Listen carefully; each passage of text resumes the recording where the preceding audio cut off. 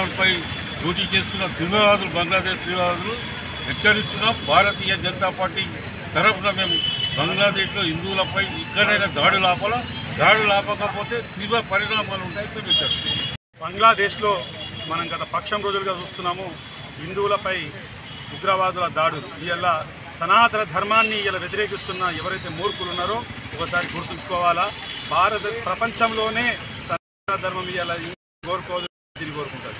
దానికి సాక్ష్యమే ఇలా ముస్లిం దేశం, ఇస్లాం దేశం ఎవరైతే అక్కడికి వెళ్ళి ఆ ప్రధానమంత్రి వచ్చిండ్రో షెల్టర్ కొడితే ఏ దేశం కూడా ఇలా షెల్టర్ ఇవ్వకుంటే మన భారతదేశము అక్కడి ప్రధానమంత్రికి ఎవరైతే వస్తున్నారో ఇలా షెల్టరు హిందువులు ఏమైనా మనం ఇచ్చినామంటే మనం శాంతిని కోరుకుంటున్నాము.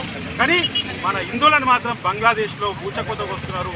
వాళ్ళ కుటుంబాల మీద, వాళ్ళ వ్యాపారాల మీద, వాళ్ళ ఇళ్ళ మీద దాడి చేస్తుంటే కూడా ఈ సభ్య సమాజము ఇలా ఖండించాల్సింది పోయి ఇంకా సనాతన ధర్మం మీద ఇలా విమర్శ చేస్తున్నారంటే భారతదేశంలో ఫస్ట్ మనల మార్పు రావాలా.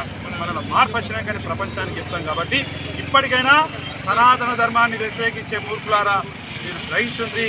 ఇలా భారతదేశం ఇలా ప్రపంచంలో శాంతియుతంగా వెలుగుతుందంటే, ఈ శాంతి వెలుగుతున్నదంటే దానికి భారతదేశమే కారణం. ఇప్పటికన్నా ఉగ్రవాదులు నశించాలా, ఉగ్రవాదం నశించాలా అనే భారతీయ జనతా పార్టీ నినాదాన్ని అందరూ పాటించాలని సందర్భంగా